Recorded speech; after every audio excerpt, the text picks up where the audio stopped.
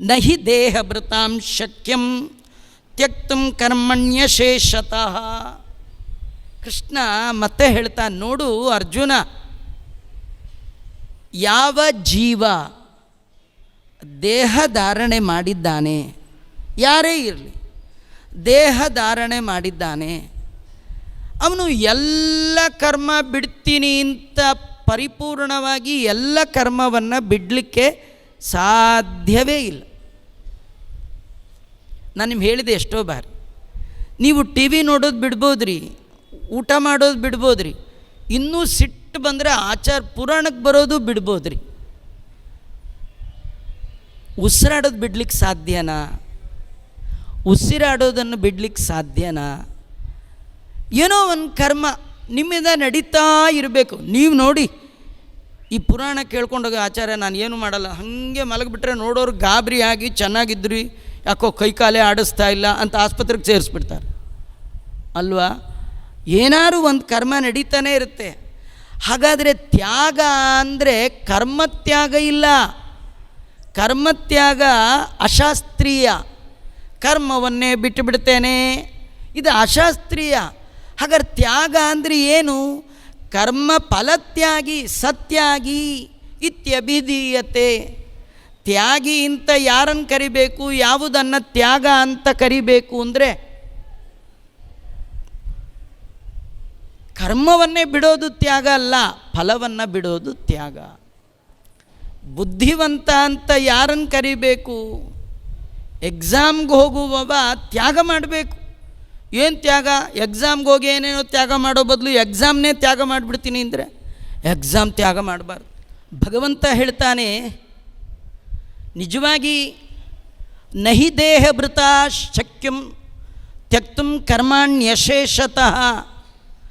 ಯಾವ ಜೀವ ದೇಹ ಧಾರಣೆ ಮಾಡಿದ್ದಾನೆ ಅವನು ಪರಿಪೂರ್ಣವಾಗಿ ಎಲ್ಲ ಕರ್ಮವನ್ನು ತ್ಯಾಗ ಮಾಡ್ತೀನಿ ಅಂತ ಅನ್ನೋದಿದೆಯಲ್ಲ, ಇದು ಅಶಾಸ್ತ್ರೀಯ. ಹಾಗೆ ಕರ್ಮವನ್ನು ಪರಿಪೂರ್ಣವಾಗಿ ತ್ಯಾಗ ಮಾಡಲಿಕ್ಕೆ ಸಾಧ್ಯವೇ ಇಲ್ಲ. ಹಾಗಾದರೆ ಕೃಷ್ಣನ ಅಭಿಪ್ರಾಯದಲ್ಲಿ ತ್ಯಾಗ ಅಂದರೆ ಏನರ್ಥ? ಎಷ್ಟು ಕರ್ಮ ಫಲತ್ಯಾಗಿ ಸತ್ಯಾಗಿ ಇತ್ಯಭಿಧೀಯತೆ. ಯಾರನ್ನು ತ್ಯಾಗ ಮಾಡಿದವ ಅಂತ ಕರಿಬೇಕು ಅಂದರೆ ಕರ್ಮ ಮಾಡಿರಬೇಕು, ಸಂಗ ತ್ಯಾಗ ಮಾಡಿರಬೇಕು, ಫಲದ ತ್ಯಾಗ ಮಾಡಿರಬೇಕು. ಪರೀಕ್ಷೆಗೆ ಹೋಗುವ ವಿದ್ಯಾರ್ಥಿ ಪರೀಕ್ಷೆಯನ್ನು ತ್ಯಾಗ ಮಾಡೋದು ಬುದ್ಧಿವಂತಿಕೆ ಅಲ್ಲ. ಏನನ್ನು ತ್ಯಾಗ ಮಾಡಬೇಕು? ಫೇಸ್ಬುಕ್ ನೋಡೋದು, ಇನ್ನೇನೋ ಆಟ ಆಡೋದು, ಟಿ ವಿ ನೋಡೋದು, ಇದನ್ನೆಲ್ಲ ತ್ಯಾಗ ಮಾಡಬೇಕು. ಹೇಗೋ ಹಾಗೆ ಭೂಮಿಗೆ ಬಂದವ, ದೇಹ ಧಾರಣೆ ಮಾಡಿದವ ಪರಿಪೂರ್ಣವಾಗಿ ನಾನು ಕರ್ಮವನ್ನು ಬಿಡ್ತೇನೆ ಅಂತ ಹೇಳಲಿಕ್ಕೆ ಸಾಧ್ಯನೇ ಇಲ್ಲ. ಹಾಗಾಗಿ ಕರ್ಮವನ್ನು ಮಾಡಲೇಬೇಕು ಅಂತ ಕೃಷ್ಣ ಹೇಳ್ತಾ ಇದ್ದಾನೆ. ಅನಿಷ್ಟಂ ಇಷ್ಟಮಿಶ್ರಂಚ ತ್ರಿವಿಧಂ ಕರ್ಮಣ ಫಲಂ ಭವತ್ಯತ್ಯಾಗೀನಾಂ ಪ್ರೇತ್ಯ ನತು ಸನ್ಯಾಸೀನಾಂ ಕ್ವಚಿತ್. ಮೂರು ಬಗೆಯ ಕರ್ಮಫಲ, ಕರ್ಮಕ್ಕೆ ಫಲ ಮೂರು ರೀತಿ. ಒಂದು ಪ್ರಿಯವಾದ ಫಲ, ಇನ್ನೊಂದು ಅಪ್ರಿಯವಾದ ಫಲ, ಇನ್ನೊಂದು ಮಿಶ್ರ. ಹೀಗೆ ಮೂರು.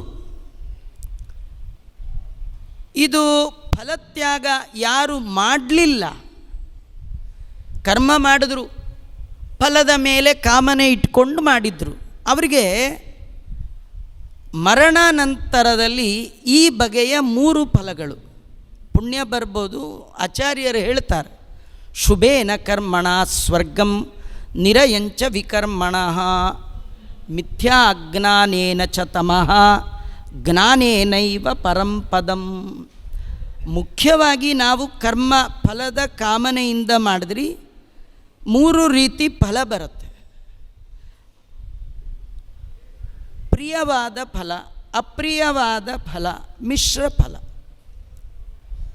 ಈ ಯಾವ ಫಲವೂ ನಮಗೆ ಬೇಡ. ಮಾಡಿದ ಕರ್ಮ ಭಗವಂತನ ಜ್ಞಾನಕ್ಕೆ ಕಾರಣ ಆಗಲಿ. ಯಾಕೆಂದರೆ ಉಪನಿಷತ್ತುಗಳಲ್ಲಿ ಕರ್ಮದ ಮೂಲ ಉದ್ದೇಶ ಕರ್ಮಣ ಜ್ಞಾನ ಮಾತನೋತಿ.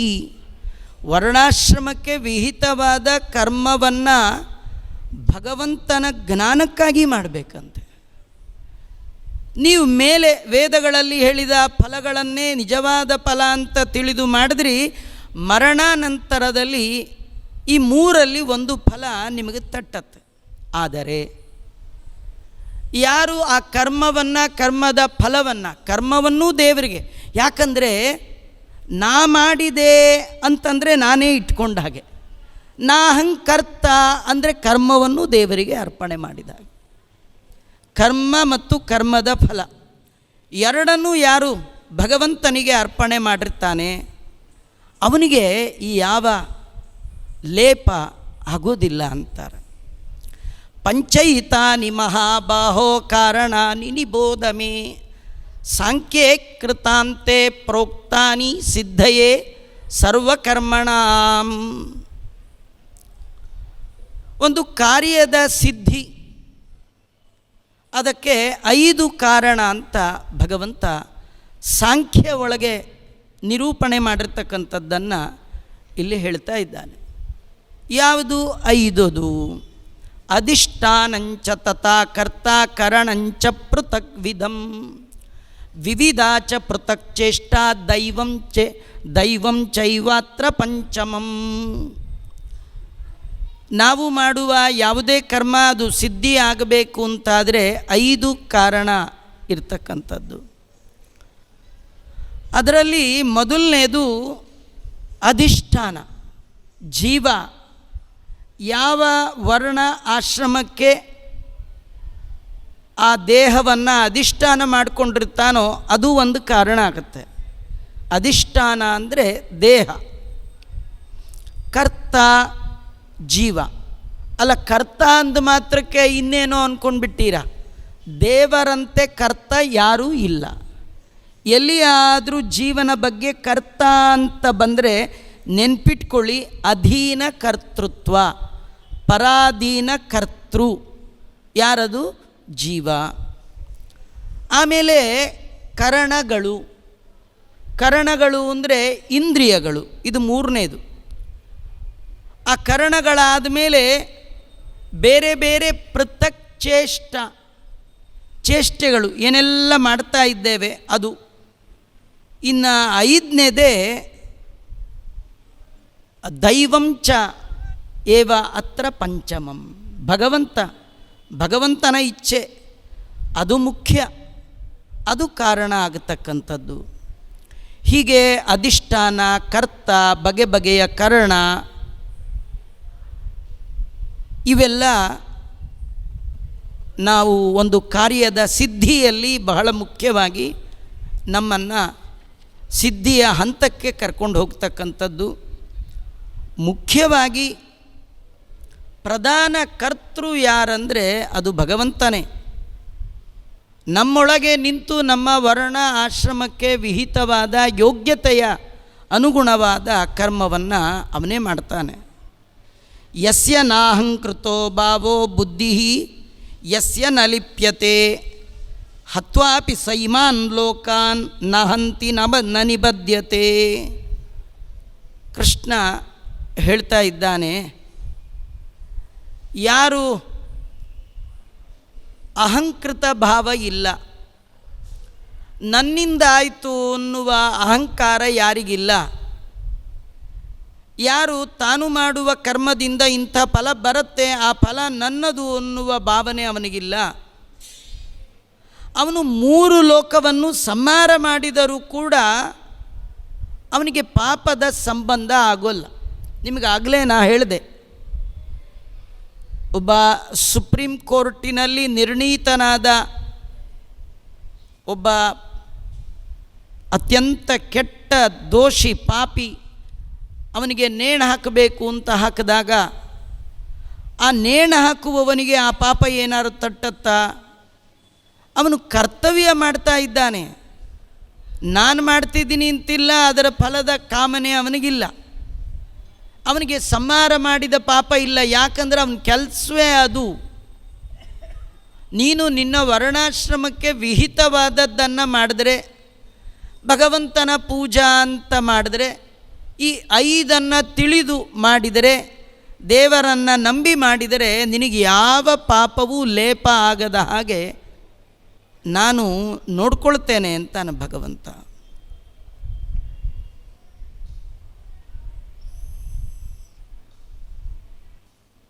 ಜ್ಞಾನಂ ಕರ್ಮ ಚ ಕರ್ತ ಚ ತ್ರಿದೈವ ಗುಣಭೇದತಃ ಪ್ರೋಚ್ಯತೆ ಗುಣಸಂಖ್ಯಾನೇ ಯಥಾವ ಶೃಣುತಾನ್ಯಪಿ. ಮತ್ತೆ ಭಗವಂತ ಜ್ಞಾನ, ಕರ್ಮ, ಕರ್ತೃ ಇದನ್ನು ಸತ್ವ, ರಾಜಸ, ತಾಮಸ ಅಂತ 3 ಗುಣದಿಂದ ಮತ್ತೆ ಅವುಗಳ ಭೇದವನ್ನು ಭಗವಂತ ಹೇಳ್ತಾ ಇದ್ದಾನೆ.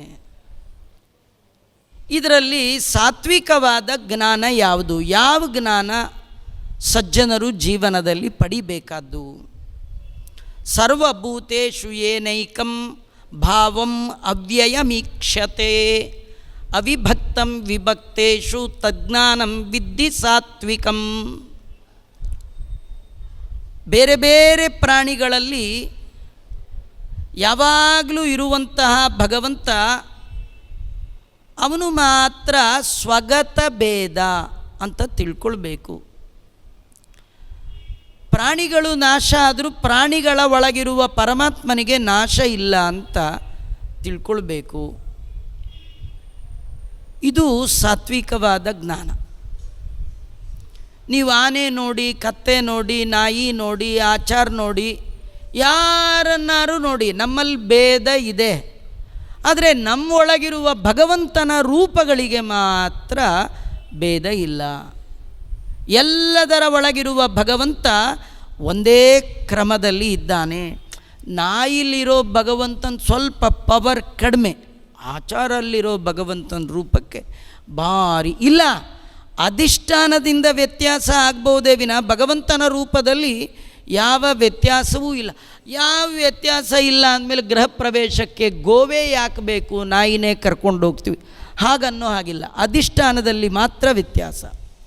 ಒಳಗಿರುವ ಭಗವಂತನ ರೂಪದ ಬಗ್ಗೆ ವ್ಯತ್ಯಾಸವನ್ನು ತಿಳ್ಕೊಳ್ಬಾರ್ದು. ಇದು ಸಾತ್ವಿಕವಾದ ಜ್ಞಾನ.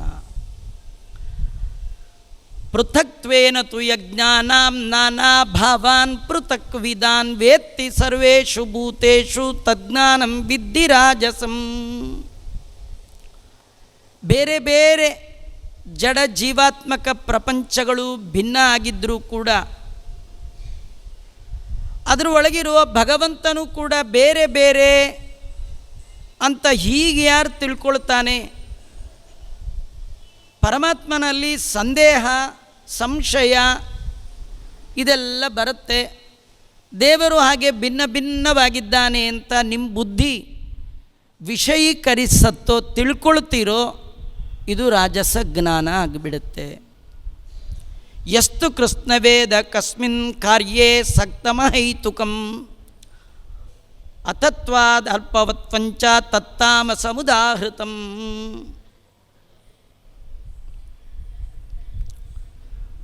ಭಗವಂತ ಎಲ್ಲದರ ಒಳಗೆ ಇದ್ದಾನೆ. ಜೀವ ಬ್ರಹ್ಮ ಬೇರೆ ಬೇರೆಯಾಗಿದ್ದಾರೆ. ಆದರೆ ಒಂದೇ ಅಂತ ಯಾವನ್ ತಿಳ್ಕೊಳ್ತಾ ಇದ್ದಾನೆ. ಒಳಗಿರೋ ದೇವರು ಒಂದೇ, ಎಲ್ಲ ಜಡ ಒಂದೇ, ದೇಹ ಬಿಟ್ಟು ಮತ್ತಾವುದು ಇಲ್ಲೇ ಇಲ್ಲ, ಹೀಗೆಲ್ಲ ತಿಳ್ಕೊಳ್ತಾನೆ.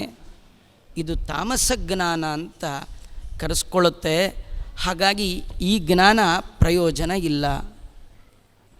ಭಗವಂತ ಹೀಗೆ ಜ್ಞಾನದ ಬೇರೆ ಬೇರೆ ತಿಳಿಸ್ಕೊಡ್ತಾ 3 ಬಗೆಯ ಕರ್ಮವನ್ನು ಹೇಳ್ತಾನೆ. ಅದರಲ್ಲಿ ರಾಗದ್ವೇಷ ಬಿಟ್ಟು, ಫಲದ ಹಂಬಲ ಬಿಟ್ಟು ಮಾಡುವಂತಹ ಕರ್ಮ ಸಾತ್ವಿಕವಾದ ಕರ್ಮ. ನಿಯತಂ ಸಂಗರಹಿತಂ ಅರಾಗದ್ವೇಷ ತಕೃತಂ. ಇದೆಲ್ಲ ಹಿಂದಿನ ಅಧ್ಯಾಯಗಳಲ್ಲಿ ಬಂದದ್ದೇ. ಆಚಾರ್ಯರು ಅದಕ್ಕೆ ಹೇಳ್ತಾರೆ. ಇದುವರೆಗೆ 17 ಅಧ್ಯಾಯಗಳಲ್ಲಿ ಭಗವಂತ ಏನೆಲ್ಲ ಯೋಗಗಳನ್ನು ವರ್ಣನೆ ಮಾಡಿದ್ದಾನೆ ಅದನ್ನು ಸಂಕ್ಷೇಪವಾಗಿ 18ನೇ ಅಧ್ಯಾಯದಲ್ಲಿ ಮತ್ತು ವರ್ಣನೆ ಮಾಡಿ ಉಪಸಂಹಾರ ಮಾಡ್ತಾ ಇದ್ದಾನೆ ಅಂತ.